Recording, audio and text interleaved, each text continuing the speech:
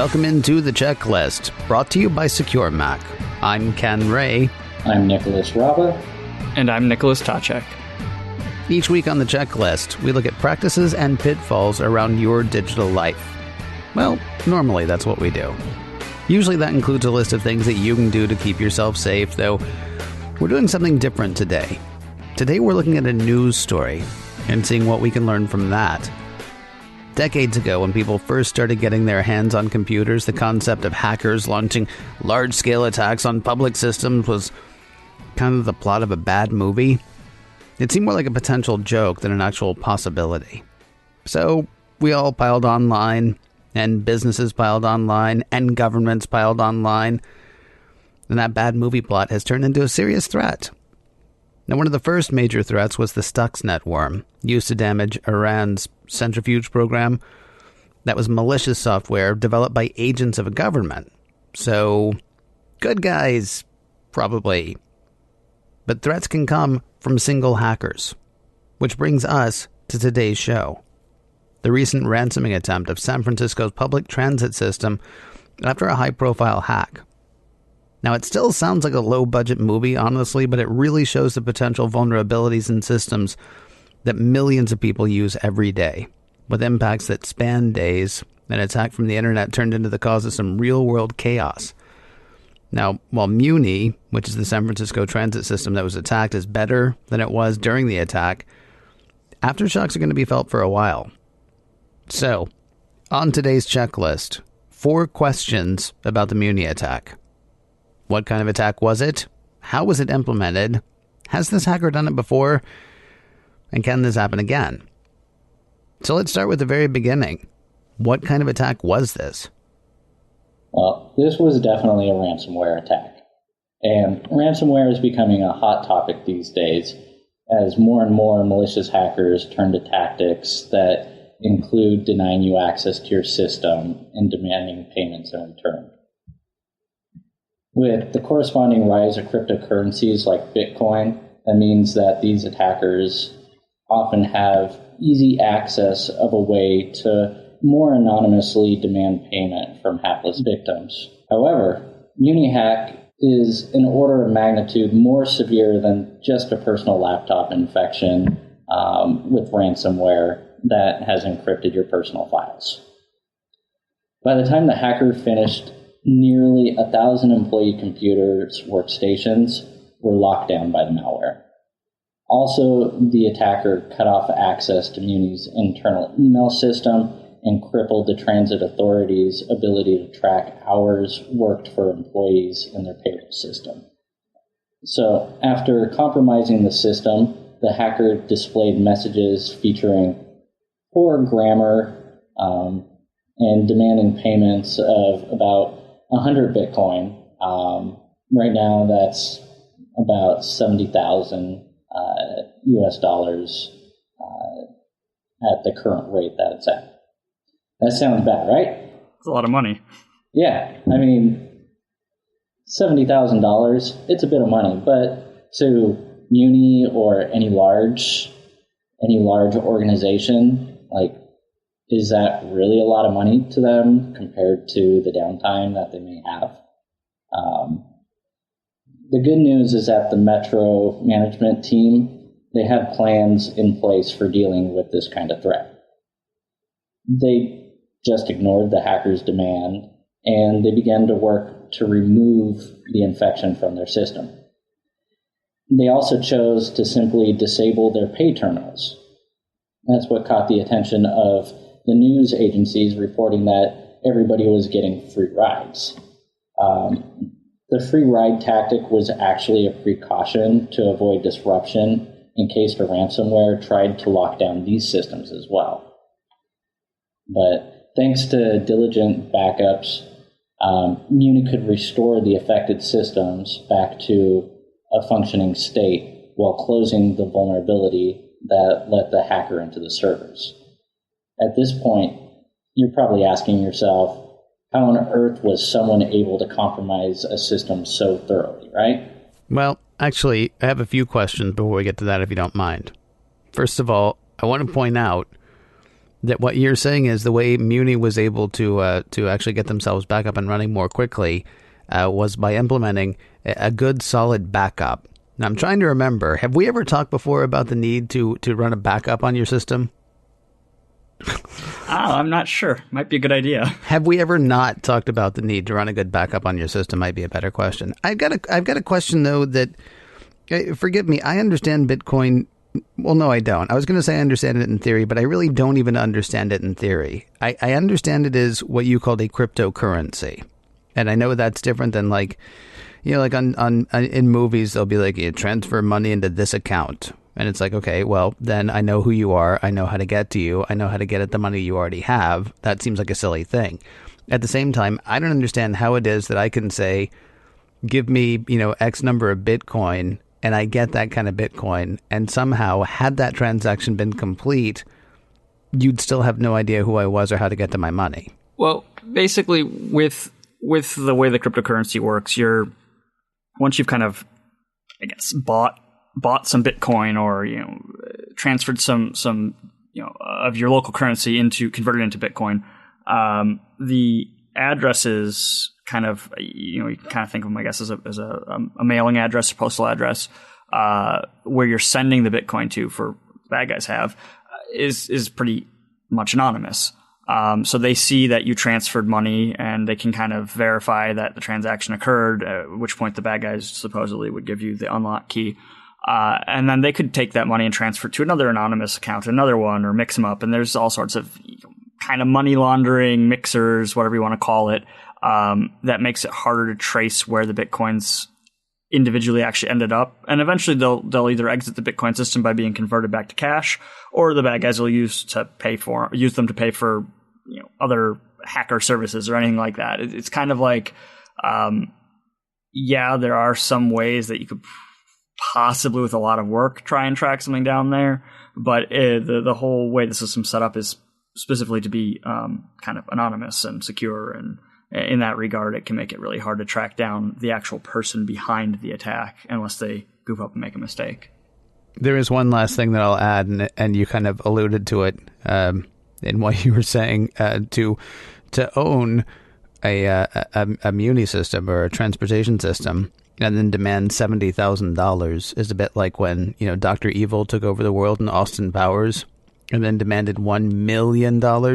It's $70,000 to unfreeze a city. Okay. Let's go to the question that you said we were probably all asking though. How was this thing able to happen the way it was? I mean, how was this implemented on such a grand scale? Well, believe it or not, it was a known vulnerability in Java that had been known about and reported for over a year. It was November 2015, actually, when that was all kind of first came out. And this vulnerability had been patched. Basically, kind of the gritty details are the exploit affected the way computers move files around as data, a process called serialization or deserialization. In this case, the attacker exploited a vulnerability that allowed him to insert his own arbitrary data into a portion of that process, which kind of gained trusted access to the digital spaces he wasn't supposed to be in. When a computer serializes data, it's transforming the file, taking it from something residing on disk and turning it into a stream of bits and bytes that allow it to be moved from one place to another. Deserialization is obviously opposite, taking that stream of data and writing it back to disk. In this case, the flaw was in the Apache Commons library for Java, which was disclosed as CVE 2015-4852. CVE is a vulnerability database, basically. It kind of tags all these different vulnerabilities and allows easy lookup. So that's what that crazy number means. But that was reported and patched back in November 2015. So any server that was running a particular Java environment, in this case known as JBoss, was vulnerable to this attack if they hadn't patched. And in this case, Muni Metro fit the bill. They were running a system somewhere that hadn't been patched in a year.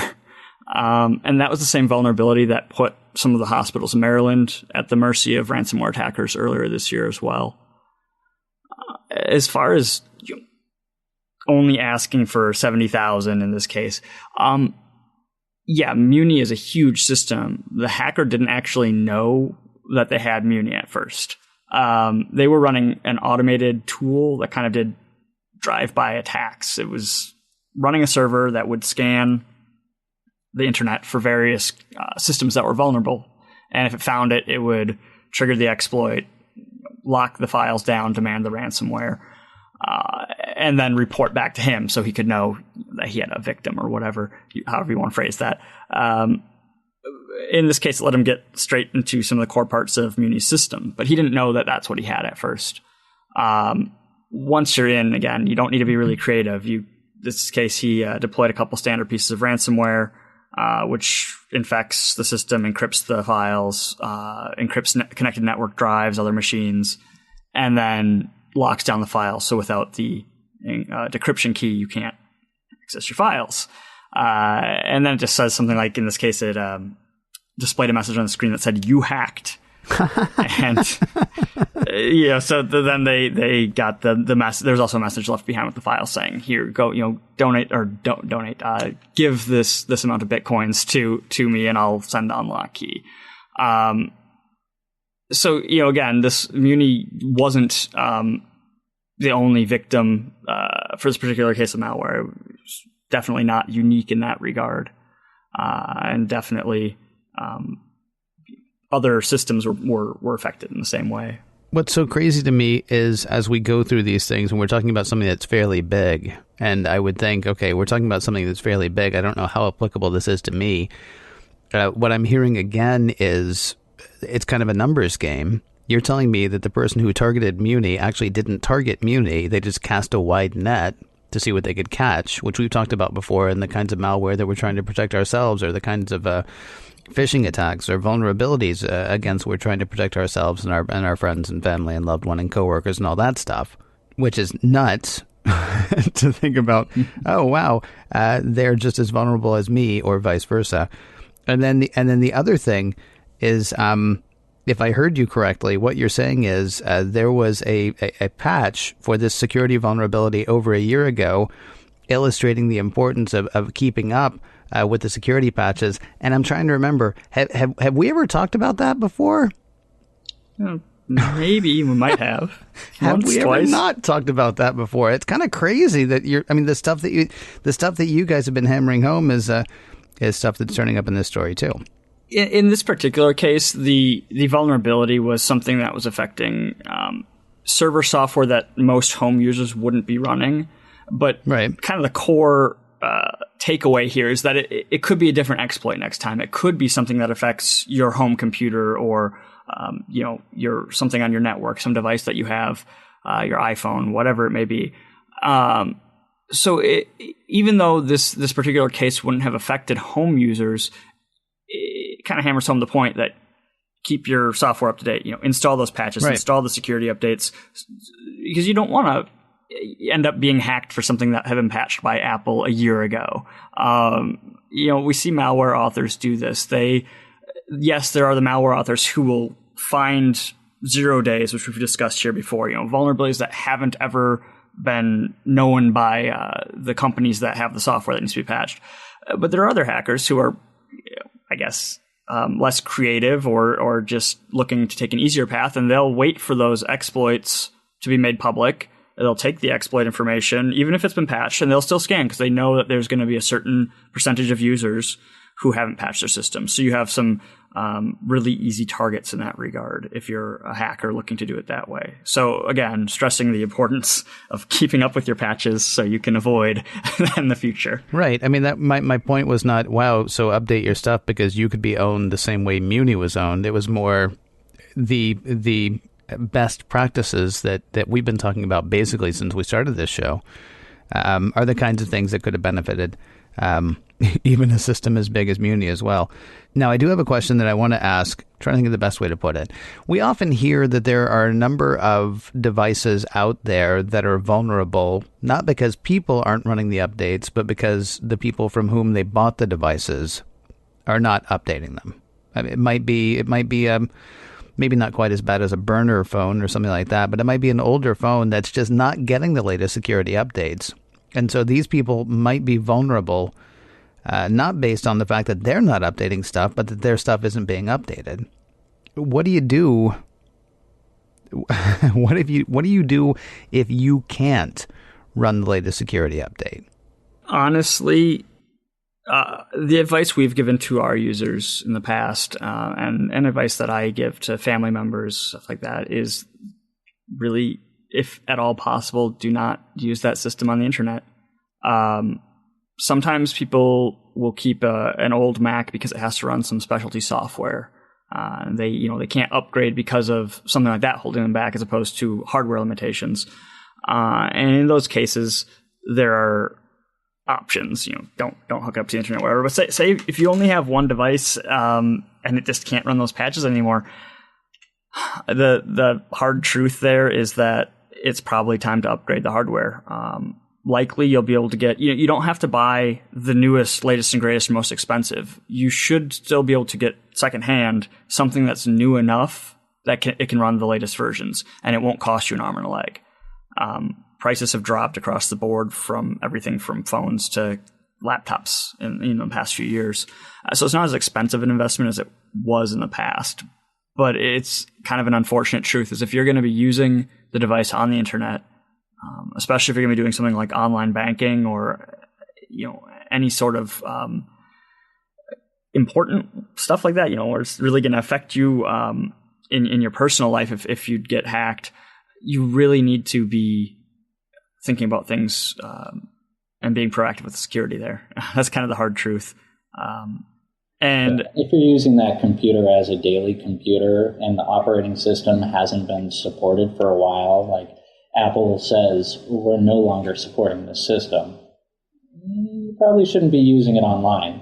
I remember, this was a couple of years back, some security researchers put, I want to say it was an unpatched copy of like Windows XP or something like that online. They just plugged a laptop, turned on Wi-Fi, and waited to see how long it would take to get hacked. And it was like 30 seconds. I mean, there were bots that were scanning the internet for systems to infect. And one thing to keep in mind there is, because a lot of our listeners are Apple users, for the Mac side of things, not the iPhone side of things, but for the Mac side of things, it's a lot less likely that, if you hooked up your old Mac running 10.5, you're not going to immediately get hacked 30 seconds into connecting to the internet. I mean, I should say you most likely wouldn't. I can't guarantee that.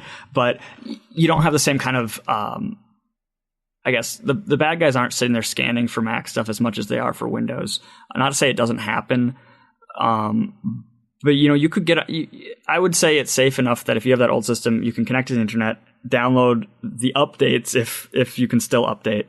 That's safe enough to do, in all honesty, for 99% of the users. But again, if you're going to be using it, as your daily machine, doing online banking or checking email or business stuff, you're going to have to upgrade your hardware. That's bottom line. Super important to keep it updated. I mean, I remember more on the Internet of Things side of it. I had a old Nest camera. I was like, all right, I had a use for it. I'm going to plug it in. It was old. I went to plug it in, do the updates on it. It's like, you can't use this anymore. Nest actually killed all support for it altogether. And I think we're going to see more of hardware devices starting to do things like that. And I was very sad. And I contacted their support, and they basically said, here's a discount code to purchase new hardware. This one's no longer supported. It's like, okay, well, I just want to use it. They're like, no. So I think we're going to see a lot more hardware companies implementing things like that, so you don't have random devices still on the internet that people are forgetting about. And earlier this month, there was a huge news story about Netgear routers having a huge remote access hole in them. And it made it to even the general news sites telling people to update their firmware and do all this stuff. But for most people out there, they don't even know how to log into their routers that they use. It's just a piece of hardware that connects them to the internet. So a lot of people are going to have these unpatched routers out there, which allows the remote attacker to execute whatever code or commands on it. So it's important just to keep up to date with anything on your network, any of your devices, any of your computers. If you know that it's no longer supported, you're using it as a risk. But you don't want that piece of unsupported hardware to be the gateway into your network that lets somebody spy on you or use your network for some sort of botnet attacking other computers or networks. The thing that's fascinating to me about this story is, first of all, we're learning more about the story itself, but just the best practices stuff that we've talked about before, or just the other sort of issues that come up discussing it. But we're only halfway through our checklist on the Muni hack, and I want to get back to the next question on the list. Was this hacker's first time? So to answer that question, it's no. So while the San Francisco metro system hack might be one of the highest profile attacks that was engineered in a while, it was far from the first. Matter of fact, it seems he could exploit the same vulnerability and the exact ransom payment from many of the organizations using the same attack that Nick talked about using the scanning methods. Some even turned to him for advice on closing the loophole. And this is how we know exactly the method that was used to exploit the Muni system. Speaking of, how do we know so much about the hacker, his other victims, and his methods? The answer will probably make you laugh. Well, the hacker was hacked back. Karma.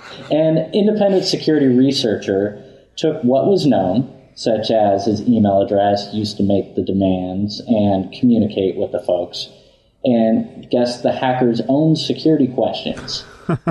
This gave the researcher access to a trove of information on the way the ransomer ran his operation. For example, one unnamed U.S. manufacturer fell victim to the scam. Unlike Muni, which refused to cooperate or communicate with the attacker, this firm chose to pay the ransom. A total of more than 60 bitcoins, I think it was. That's tens of thousands of dollars lost because of simply not applying regular updates to the critical systems on their network. So this wasn't as unique as it seemed. Even companies in China fell victim to the same scam, and they forked over the dough as well. So further research revealed that the manufacturers and builders made up most of the hackers' targets. So what led them to choose to launch the attack against Muni? The motive seemed unclear. Maybe he simply thought he could score a larger payday by affecting an important service. Given the sloppy nature of the execution, it seemed unlikely it was an attempt to send a message or cause real damage. Whatever the reason behind the attack, though, it put a big spotlight on the issue we're facing regarding our infrastructures and ransomware. A couple things to note here that kind of struck me. First of all, the hacker, had he listened to our podcast on having secure security questions, might have avoided getting hacked back. But secondly, when you see some of these companies that have just decided to fork over the bitcoins, kind of as the okay, we're just going to count this as a loss. That's in this case, the hacker gave them the encryption key or decryption key to unlock their files. But again, that's not necessarily always what's going to happen, and it's really not a good risk to take as a business. Saying, "Oh, well, if I do get hacked, then we'll deal with it then." No, it's much cheaper and easier just to update and patch and stay on top of that stuff, because next time the hacker might delete the files or not give you the decryption key or cause some other havoc with your system. that's, it's going to cost a lot more than, $60,000 or $70,000 to dig out of that one. So again, the importance of staying on top of patches is going to be a lot cheaper in the long run, and it'll prevent this kind of stuff again. Yeah, so let's say that you pay the fee, the ransomware. You take the risk whether or not they're going to not affect your system or actually unlock your system. And then as a security folk or administrator, you go back to your backup because you don't know what else was affected on your system. So you go back to your backup, but if you're not installing the patches, chances are your backup has unpatched systems as well, and you may be affected again. So you want to make sure that you're keeping up to date, and if you do fall victim to any of these ransomware attacks, that you think about the method of restoring your data as well before you put it back online. All of this brings us to our last question, and I mean the answer, I think you really just answered the question. Can this happen again? I'm going to guess absolutely if, as you just said, we don't implement these, or they don't, but they, or kind of we in this case, if the proper best practices aren't implemented. Yeah, it's definitely not going to be the last time. I'd say it's actually more of harbinger of things to come than anything else. There were the hospital ransomware attacks last year that we had previously mentioned. There's been other attacks against electricity stations in Ukraine and some other countries. I believe Germany was just hit with a large-scale denial of service attack. It's not just ransomware that is something that can happen as a result of not staying on top of your patches and keeping up to date with security stuff. It can be all sorts of different attacks. Anything that can cause havoc or cause damage, it's going to be a target for some hacker or another.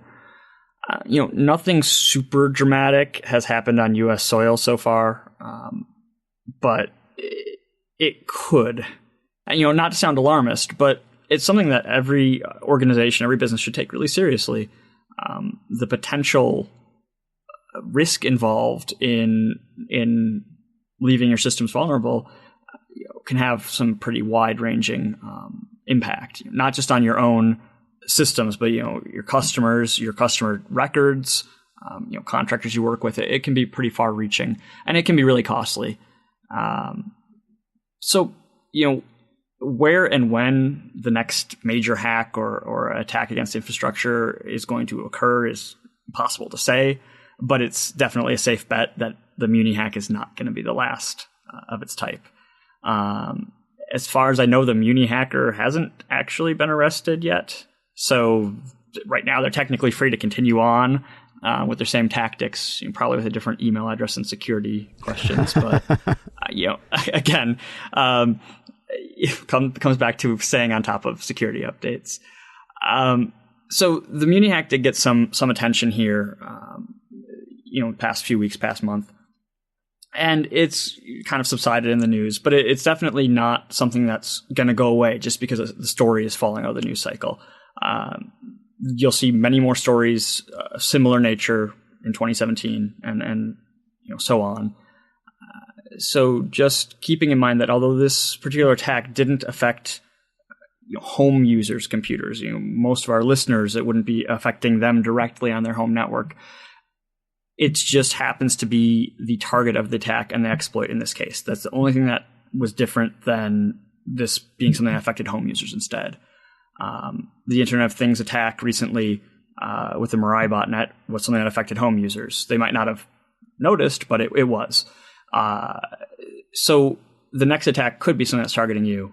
And taking the steps today to make sure your computer is as secure and up-to-date as you can make it is the best route to go to prevent future problems, I guess is the way to phrase that. And if you're wondering what those steps are, may I interest you in the previous editions of the checklist and of course additions to the checklist coming up.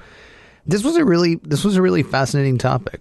I'm glad we sort of broke from what we normally do to talk about it because well, like I say, I picked up some information I didn't have before, but then also it sort of reinforces the best practices stuff about which we've been talking since the show began. If you have some questions for us, if there's a news story that actually you think, hey, why don't the guys talk about that? Well, why don't you let us know what that is? There is an email for this show. It is checklist@securemac.com. That's checklist@securemac.com. I keep mentioning prior shows and best practices and things like that as well. We actually have all of those listed for you on the website for this show. That is at securemac.com/checklist. And if you have trouble remembering any of that, remember this: you are listening to The Checklist by Secure Mac. And we'll talk to you next week.